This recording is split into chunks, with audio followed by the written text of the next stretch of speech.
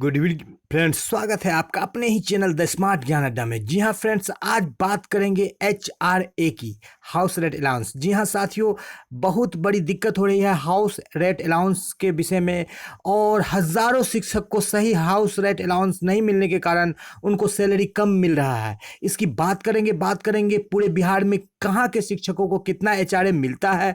जी हाँ साथियों, हम नियोजित शिक्षकों को 4% से लेकर के 16% तक का HRA मिलता है, लेकिन कई शिक्षक साथी इस संदर्भ में काफ़ी कंफ्यूज है। तो आज जानेंगे पूरे बिहार के किस क्षेत्र के शिक्षक को कितना HRA मिलता है, और गलत HRA के कैलकुलेशन से शिक्षकों को 3440 रुपए तक कम वेतन मिल रहा है। जी हाँ साथियों, ऐसे भी शिक्षक है जहाँ पर कि जितना HRA उनको मिलना चाहिए उतना नहीं मिला।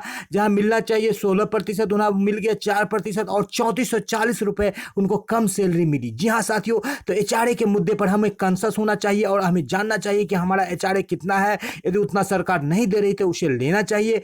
तो इसी को इस अंक में जानेंगे। जी हाँ साथियों, उससे पहले वीडियो को लाइक कर दे, चैनल पर नए हैं या चैनल को अब तक सब्सक्राइब नहीं किया है तो सब्सक्राइब कर दे। द स्मार्ट ज्ञान अड्डा आपका अपना चैनल है साथियों, जो आपके उज्जवल भविष्य की कामना करता है। जी हाँ साथियों, सीधे चलेंगे अगले स्लाइड पर और देखेंगे क्या कुछ है उस अंक में। इससे पहले वीडियो को बेल आइकन पर ऑल प्रेस कर दे ताकि आने वाली वीडियोज की नोटिफिकेशन आपको मिलती रहे। जी हाँ साथियों, तो सबसे पहले ये जान लेते हैं कि HRA होता क्या है। जी हाँ साथियों, HRA का full farm house rent allowance है, जो सैलरी स्लिप का एक प्रमुख टैक्सेबल कंपोनेंट होता है। यह नियोक्ता कंपनी द्वारा अपने कर्मचारियों को प्रदान किया जाता है, जिससे वो किराए पर रहने को पूरा खर्च कर सके। जी हाँ साथियों, किराए पर रहने के जो खर्च होते हैं उस पर कि इसके लिए ये दिया जाता है। हाउस रेंट अलाउंस से या HRA सैलरी का एक हिस्सा होता है जो कंपनी नियोक्ता द्वारा कर्मचारी को प्रदान किया जाता है।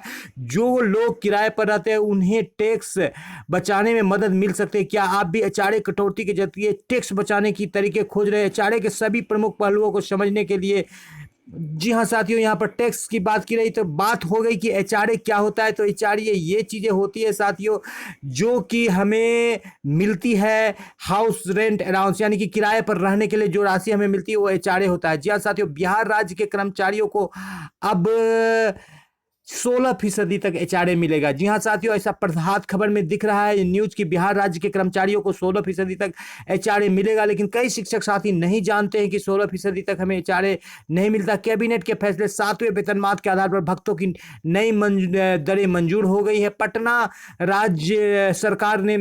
से राज्य सरकार ने अपने कर्मचारियों को 7वें वेतनमान के बाद अब इस पर आधारित भत्तों का लाभ भी नए सिरे से देने का फैसला किया। मंगलवार को मुख्यमंत्री नीतीश कुमार की अध्यक्षता में राज्य कैबिनेट की बैठक हुई, इस पर मुहर लगी। अब वित्त विभाग द्वारा 1-2 दिन में इसकी अधिसूचना जारी कर देगी। अधिसूचना की तिथि से यह सुविधा सभी कर्मचारियों के लिए लागू हो जाएगी। कैबिनेट की बैठक के बाद कैबिनेट विभाग के सचिव उपेंद्र पांडेय ने कुल 15 प्रस्ताव पटना में रहने वाले कर्मचारियों को मूल वेतन का 16% आवास भत्ता HRA मिलेगा। राज्य के सभी शहरों को मुख्य रूप से 2 श्रेणी Y और Z में बांटा गया है। पटना को Y श्रेणी में रखा गया है, वहीं Z श्रेणी में तैनात कर्मियों को 8% HRA मिलेगा। जी हाँ साथियों, जबकि दानापुर, बिहटा जैसे शहरों में रहने वाले को 6% और ग्रामीण बाजार या इलाके, प्रखंड या किसी थाना क्षेत्र में रहने वाले छोटे शहरों में रहने वाले कर्मचारियों को 4% HRA मिलेगा। वहीं नई दिल्ली समेत अन्य महानगरों में कार्यरत राज्य के कर्मचारियों को 24% HRA मिलेगा। तो यहाँ पर जानेंगे पूरे बिहार के लिस्ट को कि कहाँ के शिक्षक को कितना HRA मिलेगा। यहाँ पर तो हमने जान लिया कि पटना के शिक्षक को जो है पटना शहर को Z श्रेणी में रखा गया है, और अन्य शहरों को जो है Y श्रेणी में रखा गया है। दानापुर को रखा गया है, जी हाँ साथियों, बिहटा को रखा गया है 6%।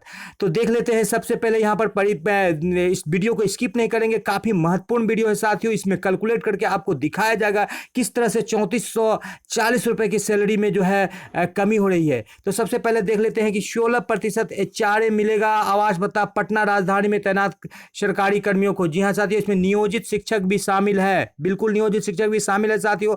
यदि कोई शिक्षक साथी पटना में नौकरी कर रहे हैं और उनको 16% महंगाई भत्ता HRA नहीं मिल रहा है, हाउस रेंट अलाउंस, तो उन्हें कम सैलरी मिल रहा है। जी हाँ साथियों, उन्हें कम सैलरी मिल रहा है। अररिया, आरा, औरंगाबाद, बेतिया, ध्यान देंगे साथियों, यदि अररिया, आरा, औरंगाबाद, बेतिया इन सारे जिलों के शिक्षक सुन रहे हैं तो बिल्कुल 8%। अररिया, आरा, औरंगाबाद, बेतिया, बिहार शरीफ, डेहरी, गोपालगंज, हाजीपुर, जहानाबाद, मधुबनी, दरभंगा, मुजफ्फरपुर, भागलपुर, समस्तीपुर, सीवान और सुपौल समेत ऐसे अन्य शहर, तो इतने शहर के नाम दे दिए गए हैं। इन शहरों में 8% का एचआरए दिया जाता है साथियों, 8% का एचआरए। पटना में 16 और 8। उसके बाद देख लेते हैं साथियों, दानापुर, बिहटा जैसे शहर में रहने वाले कर्मचारियों को 6% का एचआरए मिलता है।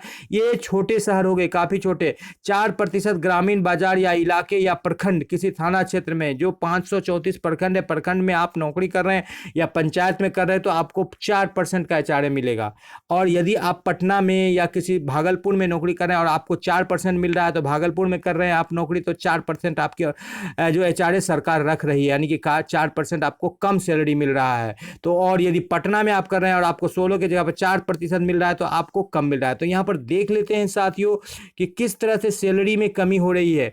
नियोजित शिक्षकों को 3440 रुपये कम मिल रहा है वेतन। जी हाँ साथियों, ये कैलकुलेशन जो किया गया है पटना नगर निगम के क्षेत्र को और ग्रामीण क्षेत्र के एचआरए को ध्यान में रखकर किया गया है। जी हाँ साथियों, बेसिक ग्रेड के ऐसे शिक्षक जिन्हें शिक्षा मित्र कहा जाता है, उनकी जो सैलरी है साथियों यहाँ पर देख लेते हैं, आपको दिखा दिया जा रहा है साथियों।